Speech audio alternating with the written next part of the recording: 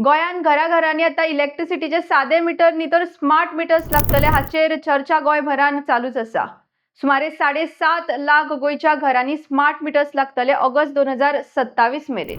काल जाल्ल्या JERC public हियरिंगान अधिकाऱ्यांनी स्मार्ट मीटर्स गोयचो पॉवर सिस्टम मॉडर्नाइज करपाक एक गरजेचो पावल म्हणून सांगला। पळोवयात स्मार्ट मीटर्स कितें ते।